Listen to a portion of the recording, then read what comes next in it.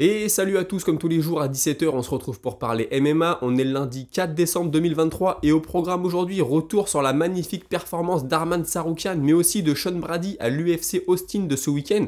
On parlera aussi du nouveau coach de Nassourdine Imavov et on reviendra sur la rumeur d'un Conor McGregor contre Ned Diaz 3, avec bien sûr plein d'autres informations. C'est parti.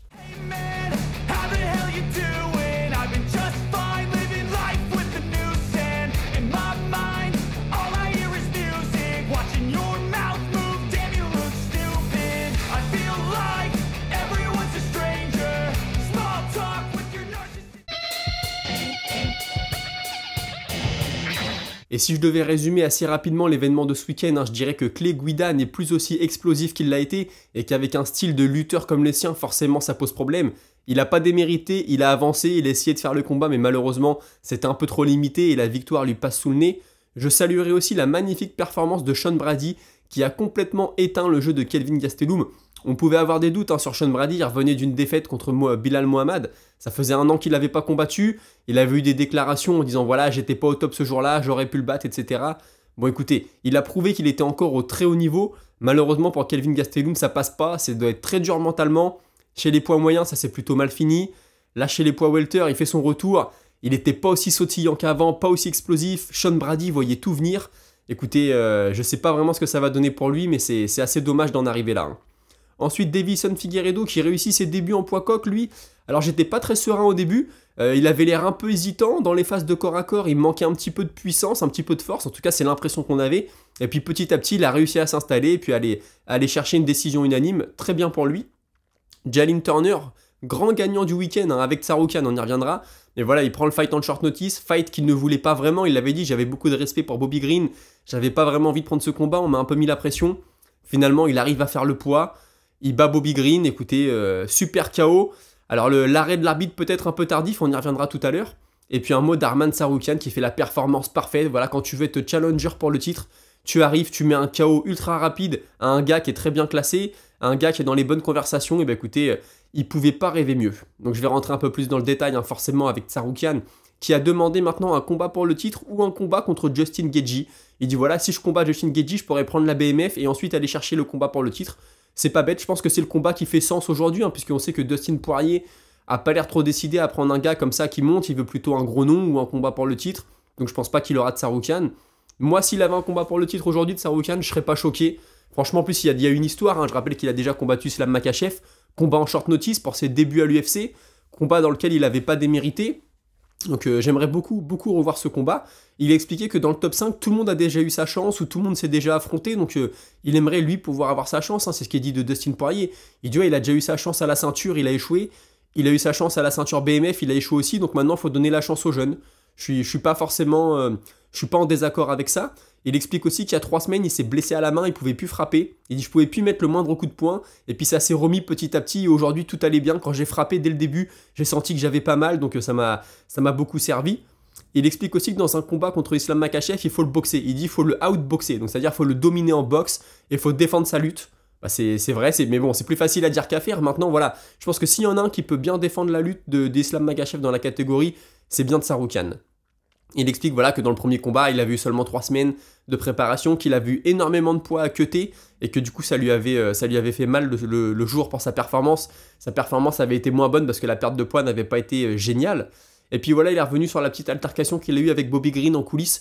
Il dit ouais, il avait mal parlé de moi. Donc quand je l'ai vu, je lui ai demandé des explications. Il m'a poussé, je l'ai poussé. Et voilà, on en reste là. Il dit maintenant, j'espère que je vais plus jamais le revoir de ma vie. Mais j'avoue que j'étais assez content de le voir prendre un KO. Bon écoutez, elle est un peu méchante celle-là, j'ai envie de dire. Mais bon, c'est de bonne guerre. Et puis ensuite, un petit mot quand même de la performance de Jalin Turner. Déjà, je voudrais rappeler qu'il fait 1m90. Cyril Gane, par exemple, c'est 1m93. Sauf que Cyril Gane, c'est un poids lourd. Lui, c'est un poids léger. Donc impressionnant. On lui a dit voilà, t'as hésité à prendre le combat et finalement tu gagnes, tu vas prendre un bonus, c'est magnifique. Il dit bah ouais, vous savez, voilà, je voulais pas prendre le combat pour tout ce que je vous ai déjà évoqué, on vient de la même ville, j'ai beaucoup de respect pour lui, c'est un vétéran, je pense qu'il y avait des mecs qui étaient plus aptes, en plus il y avait des mecs qui avaient demandé à prendre le combat, moi j'avais rien demandé. Écoutez, finalement je vais bien finir l'année. Et puis il explique qu'il sortait de 2 défaites très serrées contre Gamrot et contre Hooker. Il dit ouais, contre Gamrot, je l'ai encore un peu en travers de la gorge. Je suis convaincu d'avoir gagné ce combat. Le combat contre Gamrot, ça avait été un très bon test pour ma lutte, pour mon grappling. J'étais content de ce que j'avais fait. Je comprends pas comment j'ai pu perdre ce combat. Il dit par contre contre Hooker, c'était très serré. Je peux comprendre qu'il ait gagné le combat. Voilà, et c'est pas un vol. Il explique aussi que ça lui a permis de gagner beaucoup d'expérience et qu'il est très satisfait de sa performance du soir. On lui a forcément demandé ce qu'il pensait du stoppage de l'arbitre. Hein. Tout le monde a réagi, tous les combattants ont dit que c'était beaucoup trop tard, qu'il y a eu des coups qui ont été donnés qui n'étaient pas nécessaires. Il dit écoute, moi j'étais dans le feu de l'action, tant que l'arbitre ne m'arrête pas, je continue à frapper. Il dit moi j'étais pas lucide pour te dire s'il était encore lucide ou pas, j'avais l'impression qu'il bougeait encore un peu, mais est-ce qu'il était KO? J'en ai aucune idée. Maintenant voilà, moi j'ai fait mon boulot et ça je suis d'accord avec lui. On peut pas reprocher au combattant d'avoir continué à frapper, lui il est dans le feu de l'action, il a l'adrénaline. C'est ce qu'il a dit, hein. Il a dit dans un combat c'est lui ou moi et il a entièrement raison. Et puis on lui a dit ouais t'as vu Renato Moicano t'a appelé. Alors parce que Renato Moicano il a mis un tweet, il a dit ah bah Jalin Turner t'as fait un beau combat, t'as gagné rapidement, je pense que t'es pas blessé donc t'es prêt pour le mois de janvier. Je vous avais dit la semaine dernière que le combat Moicano-Turner était apparemment prévu pour le mois de janvier, mais que tous les plans sont forcément tombés à l'eau. Et voilà il a dit ouais mais bon Moicano il appelle tout le monde, moi les gars qui appellent tout le monde et qui combattent jamais ça m'intéresse pas. Bon je le rappelle Moicano était blessé toute l'année, blessure au genou, il a pas pu se parer etc. J'ai envie de dire que c'est de bonne guerre encore une fois. Un petit mot de Sean Brady, moi, qui m'a bluffé. Franchement, pour moi, là, il revient dans la conversation à la ceinture. Une performance comme ça, on peut me dire que c'est contre Gastelum, que c'était son retour en poids welter, etc. Mais non, vraiment, il l'a dominé. C'était impressionnant. Je pense qu'il s'est placé, là, encore une fois, tout en haut dans la catégorie. Il a expliqué qu'il voulait Yann Gary pour son prochain combat. Donc là, tout le monde veut Yann Gary. Demain, je vais parler un peu plus en profondeur de Yann Gary. Parce qu'il y a une rumeur comme quoi il lui aurait pris un KO à l'entraînement une fois, et du coup il y a des mecs qui disaient oh calme-toi, en gros tu fais le beau mais oublie pas que t'as pris un KO à l'entraînement, mais j'en parlerai demain. Il explique que c'est un combat facile, qu'il aime pas la façon dont Yann Gary parle, etc. Et que donc il voudrait bien l'affronter. Bah forcément Yann Gary c'est le mec qui a la hype en ce moment, il y a énormément d'engouement autour de son nom, et puis voilà, Gary il est connu pour être un striker, on sait pas trop ce que ça va donner en lutte, donc Brady lui c'est sa chance hein, entièrement. Il explique que la défaite contre Bilal Mohamed lui a fait beaucoup de bien. Il dit ouais, avant quand j'étais invaincu et que j'entendais des mecs dire oui ma défaite c'est la plus belle chose qui me soit arrivée, je me disais que c'était une excuse qui se trouvait pour se rassurer. Et il dit finalement non, moi j'ai bien compris ce qui avait péché. Il dit je pense que c'est pas un problème de niveau physique ou de niveau technique, c'est mentalement. Quand j'ai commencé à boxer contre Bilal Mohamed et j'ai vu que ça se passait pas comme prévu, mentalement je me suis écroulé et je savais plus ce qu'il fallait faire. Il dit du coup suite à ça j'ai revu ma façon de m'entraîner, je m'entraîne beaucoup plus sérieusement, j'ai fait entrer des gens dans mon camp d'entraînement qui me sont d'une grande aide très précieuse. Il explique que pour la lutte il a un plan de route. Il dit voilà, quand on se retrouve au sol ou en phase de lutte, moi je sais ce que je dois faire. Si le gars tourne de tel côté, je dois faire ça. S'il tourne de l'autre côté, je dois faire ça. Il dit moi je vois beaucoup trop de gars, ils sont là, ils sont au sol, ils font plein de trucs mais j'ai l'impression que c'est pas construit. Moi tout est construit et je pense que c'est ça qui fait ma force. Il explique que les gars du MMA ne mixent pas assez les choses. Il dit ouais ils s'entraînent en lutte, ils s'entraînent en boxe, mais j'ai l'impression qu'il y a un moment ils ont du mal à mixer. Il dit moi c'est ce que je fais, je travaille beaucoup là-dessus avec mes coachs. Le but c'est de faire des entraînements de MMA et pas seulement des entraînements de lutte, de JJB ou de boxe. Il a entièrement raison. Georges Saint-Pierre, on se rappelle, c'était sa force et même de sa propre bouche il disait moi ma force c'est que je suis le meilleur nulle part mais je mixe très bien les choses. John Jones le fait très bien. Forcément c'est pas facile. T'auras toujours des gars qui seront des experts dans un domaine et pas dans l'autre. Maintenant, voilà, si Sean Brady pense que sa force, ça va être de mixer les choses avec la lutte qu'il a, bah écoutez, qu'il y aille à 100%. Et enfin, il donne un conseil à tous les autres combattants de MMA. Il dit, moi les gars, je vous conseille de travailler vos basiques en jiu-jitsu brésilien avant d'aller chercher des choses un peu farfelues. Faites les basiques, faites les basiques, faites les basiques et ça finira par payer. Un mot maintenant de Dana White qui s'est exprimé sur la soirée. Il dit, voilà, c'est la plus grosse... on a fait un record pour la vente de billets, on a gagné énormément d'argent. Il dit, ce soir, on a donné 10 bonus. Alors, je crois qu'il y a 8 bonus... performance de la soirée et un bonus pour le combat de la soirée, donc forcément ça fait deux bonus, le combat de la soirée, les deux combattants prennent le bonus. Il dit donc ça fait un demi-million, 500 000 $ de bonus, mais ces gars-là le méritaient, alors ça me fait plaisir. Et il explique aussi que Tsarukyan contre Islam Makhachev, ce serait un sacré match-up. Il dit ouais ils ont un super style tous les deux, ce serait magnifique, mais il dit pas que c'est fait. Hein. Il est très prudent Dana White dans ses interviews d'après-combat là, parce que voilà, Tsarukyan c'est pas je pense le mec le plus populaire.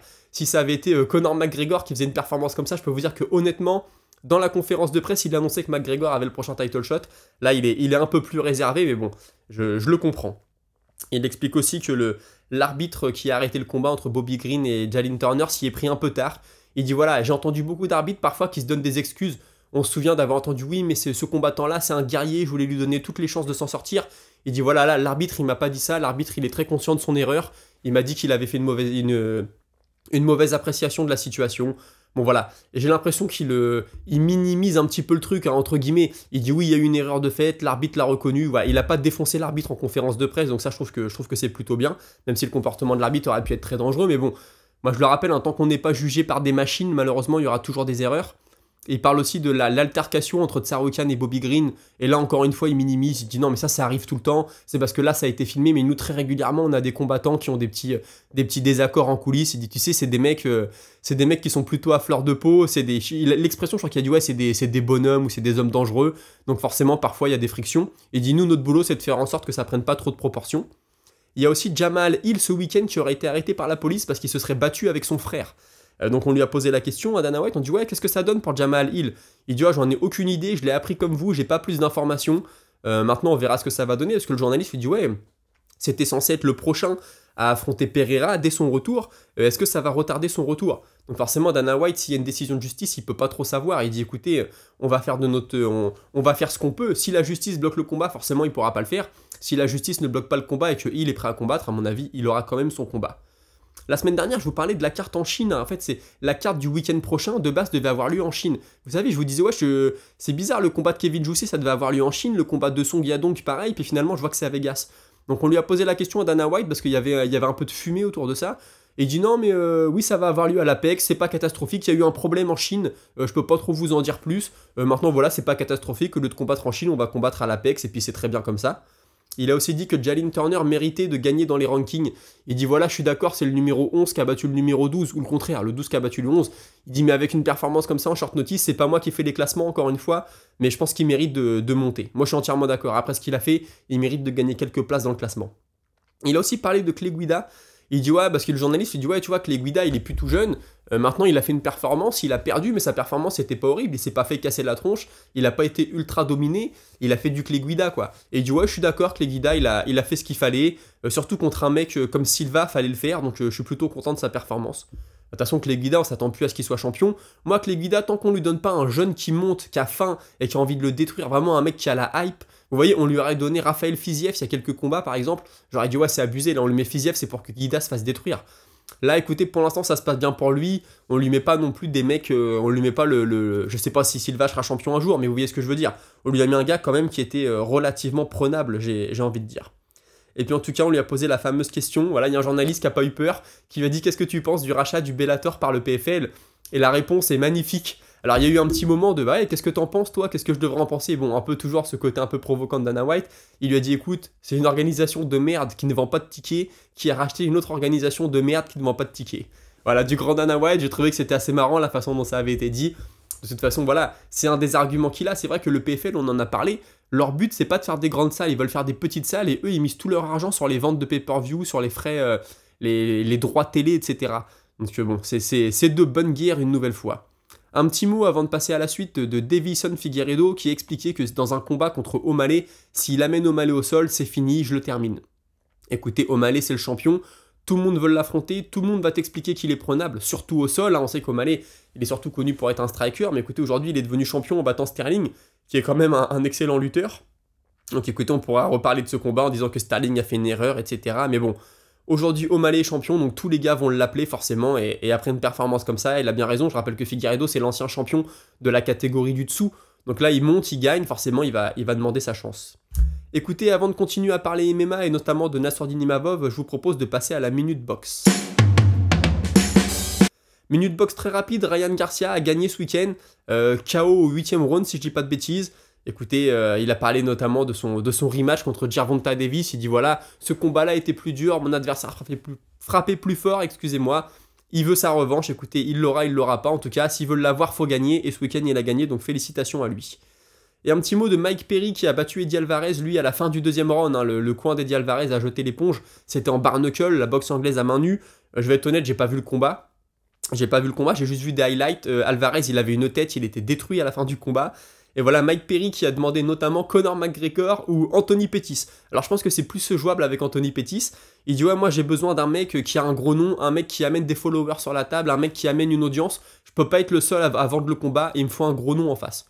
Je suis plutôt d'accord avec lui. Mike Perry, encore une fois, reconversion totalement réussie au bare knuckle. Je suis très content pour lui. Alors, c'est pas officiel, mais il semblerait qu'il ait fait plus d'argent en 4 combats au bare knuckle qu'en 15 ou 13 combats à l'UFC. Hein. Il a dépassé le million là, ça y est. Donc moi, un combattant qui prend de l'argent, je suis content pour lui. On va parler de la première grosse rumeur, c'est Eddie Alvarez qui a parlé de ça vendredi ou samedi. Il explique que selon lui, le prochain combat de Conor McGregor et le prochain super fight dont parle l'UFC pourrait être un Ned Diaz contre McGregor 3. Il dit ouais, moi je le vois venir, un mec comme McGregor, ils veulent lui mettre le plus gros adversaire possible en face, le plus gros nom pour faire le plus gros combat. Ned Diaz, on n'en entend pas parler, il est sur le côté, il a pas signé avec le PFL pour affronter Jake Paul, on sait pas trop ce qu'il va faire. Moi je pense que ça va être Ned Diaz contre McGregor 3 et que ça va vendre énormément. Écoutez, si c'est ça le retour de Conor McGregor, je suis assez déçu. J'aime beaucoup Ned Diaz, mais je pense qu'aujourd'hui, sportivement, il y a mieux à faire pour McGregor, surtout s'il nous dit qu'il veut aller récupérer sa ceinture, battre Ned Diaz. En plus, c'est un combat qui sera en poids welter, à mon avis. Je suis pas satisfait, c'est un beau nom, c'est une belle affiche, mais aujourd'hui, sportivement, je pense qu'il y a mieux à faire. Ensuite, on a Alex Pereira qui a expliqué vouloir prendre Ankalaev. Il dit moi c'est le combattant que je préférerais prendre parce que tout le monde me dit que c'est un match-up très difficile pour moi, que j'aurai beaucoup de mal, et ben j'ai envie de prouver à tout le monde que je pourrais le battre. Bah écoutez, c'est du grand Alex Pereira, double champion au Glory Kickboxing, double champion à l'UFC. Il veut se prouver à lui-même et au monde qu'il est le meilleur. Moi je pense que ce sera un combat très compliqué contre Magomed Ankalaev. Hein. Très sérieusement, à partir du moment où ça va lutter, ça va être très très compliqué.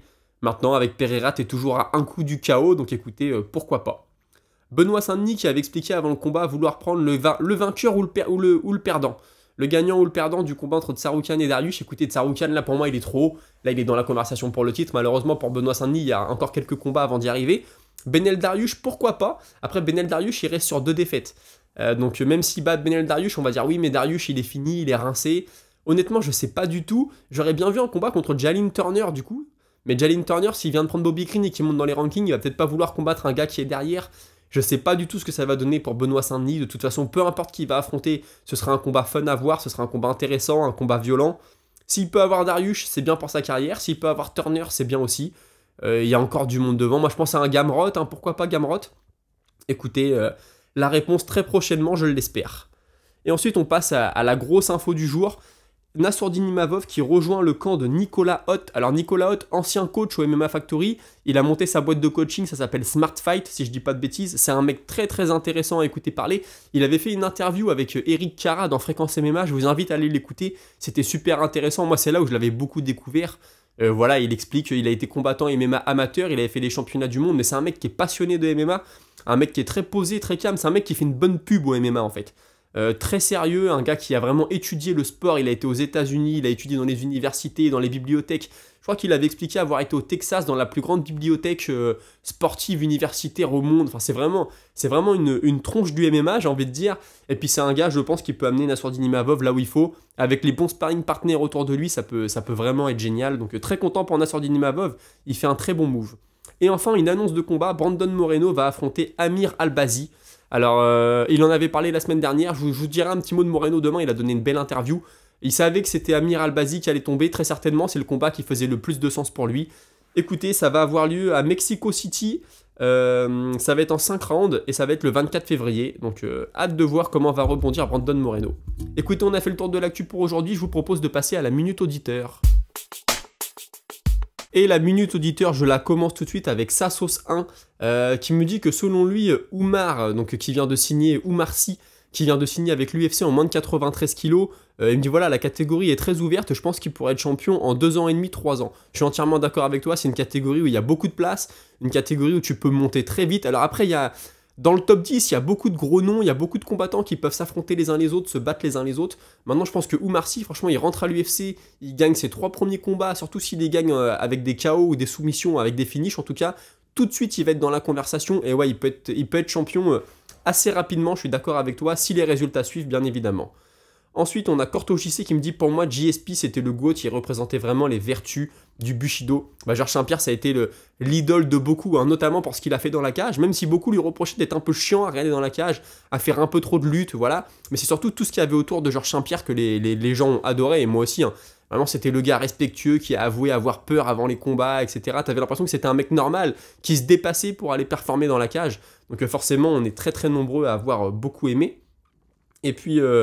Ensuite, on a David Rousseau qui me dit « Si Ferguson ne termine pas Pimblet, j'ai peur qu'on aille à une décision sauce maison pour continuer à faire monter Pimblet. » Écoute, c'est toujours un peu le risque. Après, moi, je sais pas vraiment s'il peut y avoir des décisions. Si l'UFC, est-ce que les juges, c'est la commission? Est-ce que l'UFC peut mettre pression sur la commission? Franchement, je sais pas, je l'ai toujours entendu. On a parfois vu des décisions vraiment très limites. On se rappelle de O'Malley contre Petroyan. Bon, on pourra dire Pimblet contre Gordon, son dernier combat, je suis d'accord. En tout cas, c'est sûr que dans un combat serré, si tu veux pas laisser ton destin entre les mains des juges, vaut mieux mettre un KO. Je vois très bien ce que tu veux dire. Donc écoute, affaire à suivre. Est-ce que Pimblet peut mettre KO Ferguson ou en tout cas le finir? Oui, Ferguson de son côté peut aussi mettre KO. Donc hâte de voir ce combat, la pression est en train de monter, on va en entendre beaucoup de parler, là on est à 15 jours du combat, donc très hâte de voir ça. Écoutez, c'était tout pour aujourd'hui, émission du lundi, on a beaucoup débriefé l'événement de ce week-end, et puis écoutez, on se retrouve demain à 17 h, si vous voulez voir votre message lu dans la Minute Auditeur, n'hésitez pas à commenter la vidéo, moi je réponds toujours à l'écrit et à l'oral quand il y a besoin d'approfondir un petit peu, et puis n'hésitez pas à vous abonner, à en parler autour de vous, à liker, etc. Forcément, on se retrouve demain à 17 h, salut!